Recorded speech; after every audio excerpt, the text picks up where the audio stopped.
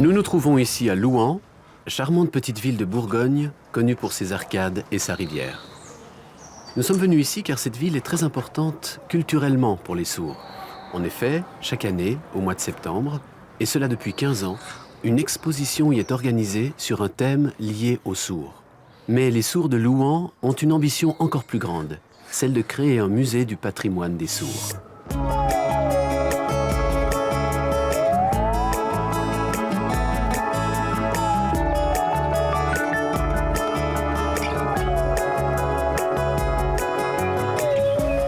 Mais qui sont les sourds de Louhans? Au sein de cette communauté, il y a un sourd bien connu, célèbre même. Vous avez lu peut-être le livre d'Yves Delaporte et d'Armand Pelletier, « Moi, Armand, né sourd et muet ».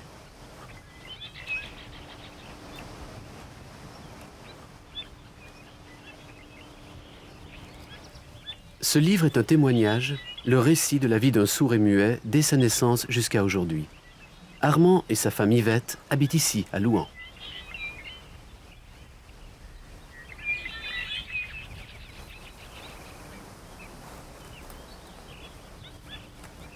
Pourquoi êtes-vous venu habiter à Louhans? Ça, je peux l'expliquer. Auparavant, nous habitions à Chambéry et lorsque j'ai pris ma retraite, nous avons beaucoup discuté. Moi, je voulais aller à la montagne, m'installer dans un chalet et pouvoir y accueillir des groupes de sourds ou des aînés sourds. Mais pour Yvette, il n'en était pas question. La montagne, elle n'en voulait plus. Alors, nous nous sommes décidés pour cette région, la Bresse. Nous avons contacté une agence immobilière qui nous a proposé une maison. Lorsque nous l'avons vue, elle nous a tout de suite beaucoup plu. C'était une vieille ferme à rénover et j'étais bien d'accord de le faire. J'ai pu y installer mon atelier de menuiserie. Nous étions vraiment contents.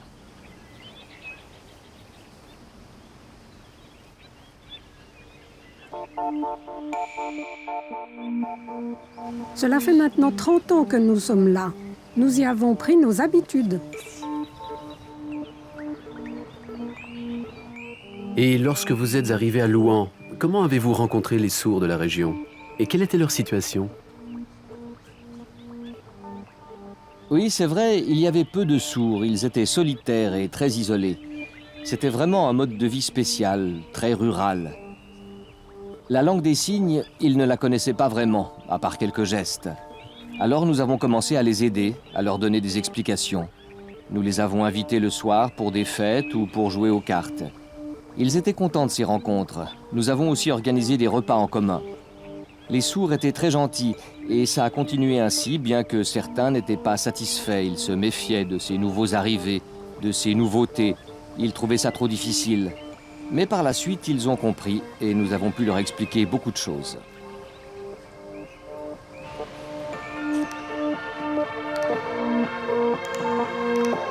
Voici ce sourd, Ferdinand Berthier, dont le signe est celui-ci. Quelqu'un de vraiment important, très intelligent. Il était écrivain et enseignant reconnu. Il a maintenant une rue à son nom.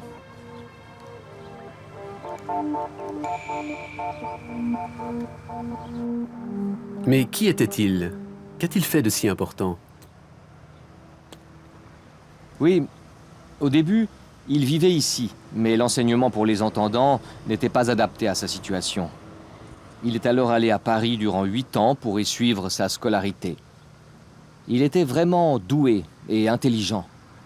Et dans ses camarades, il est par la suite devenu écrivain. Il a travaillé à Paris comme enseignant pour les sourds jusqu'à sa retraite. Mais chaque année, il revenait ici durant les vacances.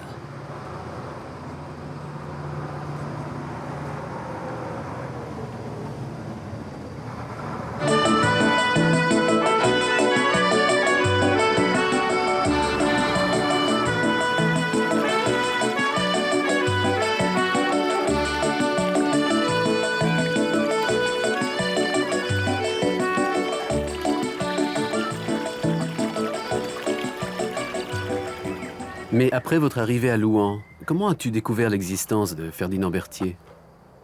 Ah, ça c'est une bonne question. Au début, je n'en savais rien. Puis j'ai reçu une lettre de Bernard Truffaut.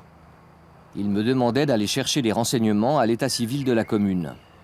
J'y suis allé, mais les recherches ont été difficiles et finalement, c'est à la cave qu'on a trouvé, dans un vieux registre, l'annonce de sa naissance à Louhans. Par contre, il était indiqué qu'il n'était pas inhumé à Louhans, mais dans un village proche, à Sagy. Immédiatement, j'ai pris ma voiture pour y aller, et j'ai très longuement cherché sa tombe dans tout le cimetière, mais sans succès. Déçu, je me suis rendu à la mairie de Sagy pour m'y renseigner, et c'est à ce moment-là qu'est arrivé l'ancien maire que je connaissais déjà. Je lui ai expliqué la raison de ma présence, lui ai demandé de venir voir, et là, il m'a dit que la tombe ne se trouvait pas dans le cimetière, mais à côté de l'église. J'y suis retourné, il y avait 2 pierres tombales et sur l'une d'elles, j'ai découvert le nom de Ferdinand Berthier gravé. Quel soulagement, quelle joie!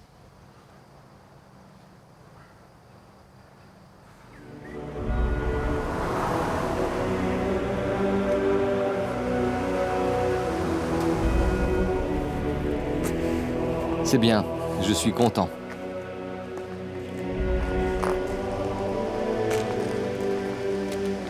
Voilà, c'est là.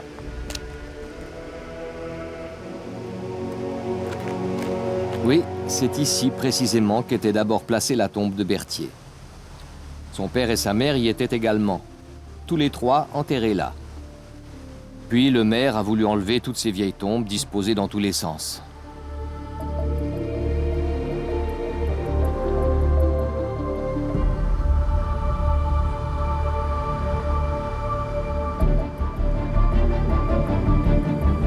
On voit sur ces photos comment était l'endroit avant que les tombes ne soient déplacées. Mais les ossements ont été laissés là. Il n'était pas possible de les enlever, alors ils sont toujours là, sous cette place.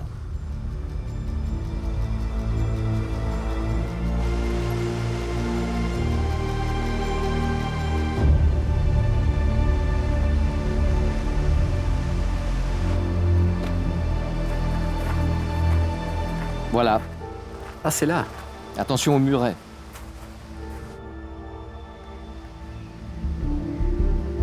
C'était vieux et sale. Il a fallu frotter, nettoyer. En 1996, une année après la création de l'association, on a lancé une campagne d'information, car personne ne savait que Ferdinand Berthier était enterré ici. Et on a organisé une grande manifestation pour le 110e anniversaire de sa mort. Voici la plaque, là.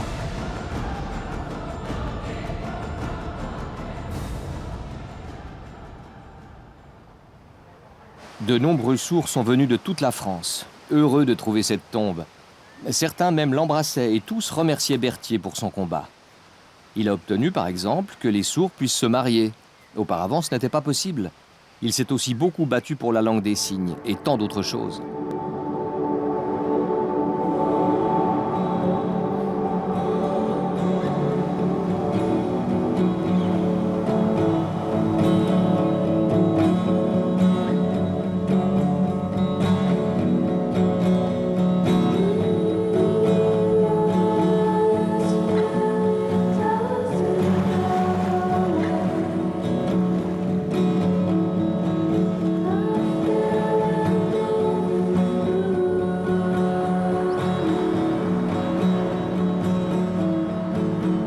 Peux-tu nous raconter l'histoire de votre association? L'association a été créée le 30 juin 1995 par Armand Pelletier. Il a rassemblé les sourds de la région dans le but de rendre hommage à Ferdinand Berthier, et de sortir le souvenir de ce grand homme de l'oubli où il était resté depuis 100 ans. C'est Armand qui a découvert qu'il était né ici, à Louhans, puis il a grandi et vécu à Paris.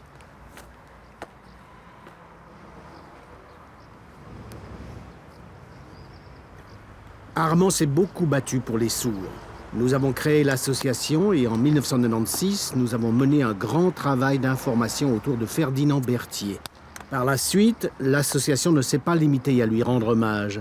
Elle a passablement changé et nous avons commencé à organiser des cours de langue des signes française. C'était très actuel à l'époque et nous avons repris ce concept pour permettre au public entendant d'apprendre la langue des signes. Armand et moi étions alors tous les deux enseignants bénévoles. Nous avons commencé à organiser d'autres activités pour favoriser les contacts entre sourds et entendants. Nous voulions faire cesser les préjugés des entendants sur les sourds comme ceux des sourds sur les entendants pour que nous soyons tous unis.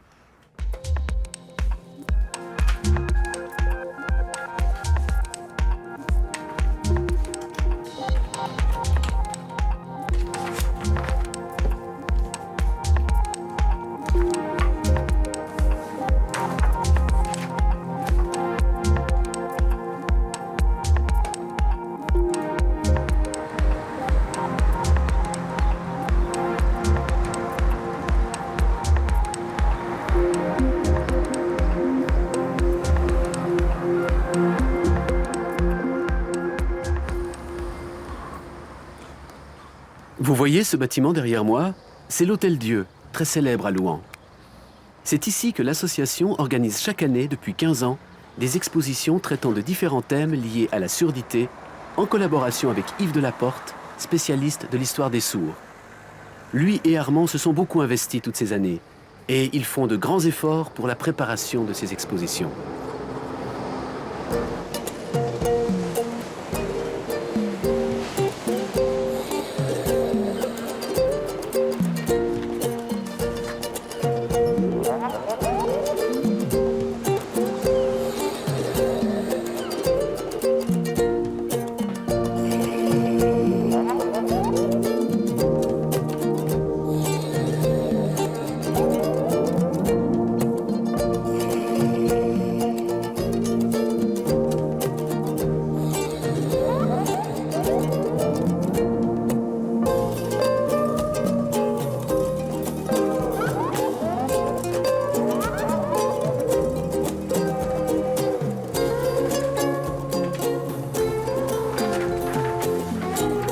Voilà, c'est ça.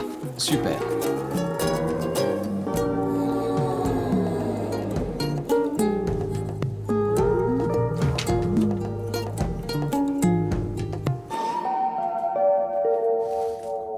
Alors tu tries des timbres? Ah, bonjour. Oui, je fais des recherches. Yves Delaporte m'envoie ses timbres avec des explications et je prépare des notices explicatives sur la base de ces renseignements. Celui-là, par exemple. Ça, c'est le premier timbre représentant l'abbé de l'épée.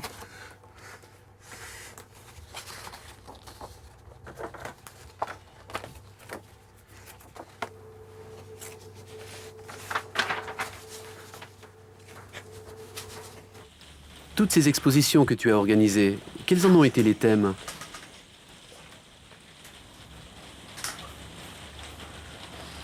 Il y a eu l'école, les différentes écoles des sourds. Comme autre thème, il y a eu le sport, montrer que les sourds peuvent faire toutes sortes de sports. Il y a eu aussi la langue des signes et l'alphabet manuel. Ou encore, l'année dernière, les journaux des sourds. Il y en avait de 1880, vraiment de très vieux journaux. Et puis, il y a eu aussi le thème de l'humour chez les sourds. Et cette année, c'est donc les timbres postaux.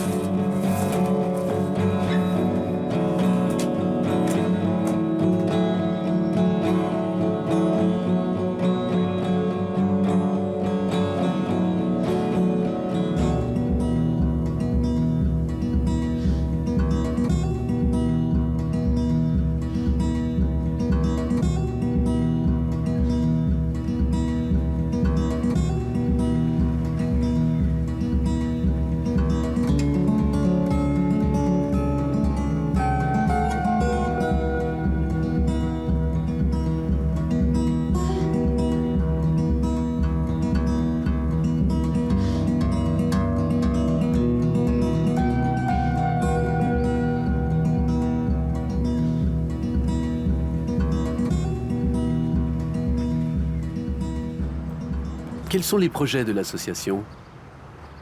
Actuellement, avec l'association, nous avons un grand projet, la création d'un musée. La première pierre a déjà été posée, mais on attend toujours la suite et l'ouverture. Nous avons aussi de nombreux autres projets. Et que prévoyez-vous de montrer dans ce musée? Ce sera un musée sur les sourds, bien entendu. Nous allons d'abord rendre hommage à Ferdinand Berthier en racontant sa vie, mais pas seulement. De nombreux autres sourds ont marqué notre histoire par leur combat. Nous voulons aussi les présenter. Montrer aussi ce dont les sourds sont capables sur le plan professionnel. Nous avons déjà des documents et nous espérons recevoir en don diverses archives. Nous pourrons ainsi les présenter et aussi les différents métiers que les sourds ont exercés autrefois, dans les fermes entre autres. C'est très important de montrer ça. Les visiteurs pourront prendre conscience de tout ce que les sourds peuvent faire et ensuite les politiques comprendront ce qu'il faut faire pour favoriser notre accessibilité.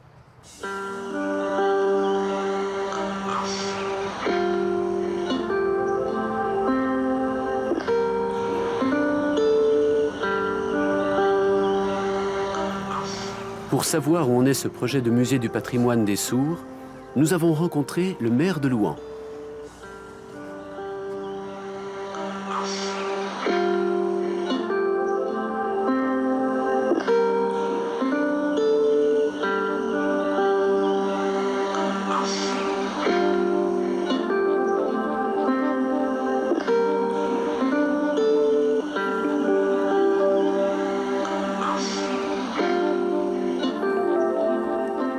L'Hôtel-Dieu et Louhans, quelle est leur signification pour la communauté sourde? Eh bien, nous avons la chance d'avoir l'association Culture et Langue des Signes Ferdinand Berthier, qui est présidée par Michel Moureau et avant lui par Armand Pelletier, qui ont eh bien, une très grande collection sur l'histoire des sourds. Et c'est vrai que, comme Armand Pelletier, fondateur de cette association, est un Louhanais de souche, ou tout juste à côté de Louhans, eh bien, très rapidement, il nous a proposé eh bien, la création d'un musée, d'une salle d'exposition permettant de montrer l'ensemble des pièces qu'ils ont en leur possession de façon permanente, puisque aujourd'hui l'association eh bien, organise un certain nombre d'événements toute l'année et des expositions d'une partie de leur collection. Mais ce qui est intéressant, c'est de pouvoir le faire maintenant de façon permanente et de pouvoir montrer les meilleures pièces et les plus belles pièces et expliquer à nos concitoyens ce qu'a été l'histoire des sourds. Moi-même, j'ai découvert effectivement une histoire extraordinaire, des hommes et des femmes extraordinaires qui se sont battus pour les droits des sourds dans notre société. Et c'est vrai que c'est très important de pouvoir se tourner sur cette page d'histoire. Et quel autre endroit plus approprié pourrait être le siège de ce musée? Eh bien, c'est bien évidemment l'Hôtel-Dieu. Il y a ici ce projet de musée du patrimoine sourd. La ville s'engage-t-elle pour ce projet? Exactement. En septembre dernier, nous avons même, à l'occasion des Journées du patrimoine, avec Michel Moureau, président de l'association, avec Armand Pelletier, donc président d'honneur de l'association, déposé symboliquement une première pierre sur le lieu qui est dans les dépendances de l'Hôtel-Dieu, qui ont été rénovées, pour sceller, disons, cet engagement de la ville de Louhans de créer ce musée ici même.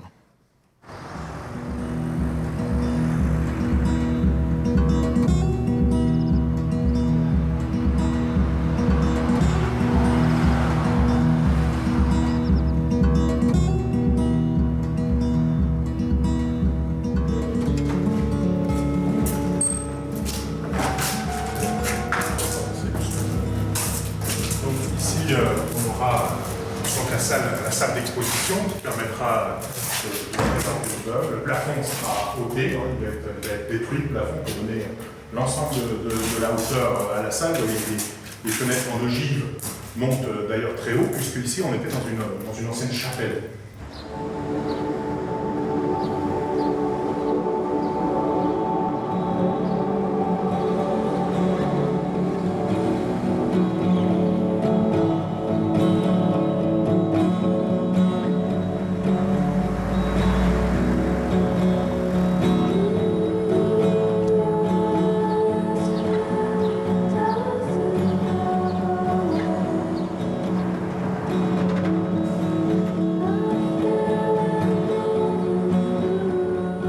Comment s'est déroulée l'inauguration de cette statue de Ferdinand Berthier? Eh bien, la veille de la cérémonie publique prévue pour l'inauguration, ils ont posé le socle. Je suis venu et j'ai remarqué qu'il y avait un problème. Le buste de Berthier était orienté vers la rue. J'ai averti les ouvriers qu'il fallait que la statue soit placée de manière à ce qu'elle regarde vers l'Hôtel-Dieu, en souvenir de tous les dons que Berthier avait faits à cet hôpital. Ils n'ont pas accepté, me disant que c'était trop tard et qu'ils avaient suivi les ordres du maire. Je leur ai répondu qu'il n'en était pas question et que je ne bougerais pas de là tant que la modification n'était pas réalisée. Nous avons longuement discuté et j'ai demandé que le maire vienne sur place. En attendant, je ne bougeais toujours pas. Finalement, le maire est arrivé avec une interprète. J'ai pu lui expliquer le problème et pourquoi il fallait que le buste soit orienté vers l'Hôtel-Dieu. Et le maire a dit « Ok, il faut le faire ». Et puis il est parti.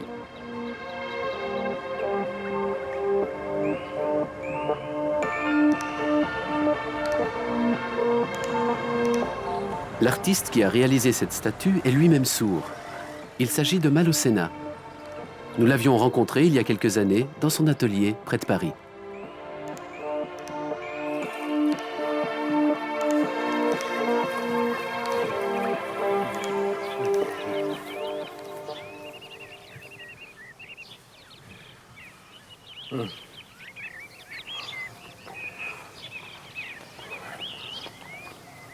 Oui, quand je te fais moi, je ne peux pas.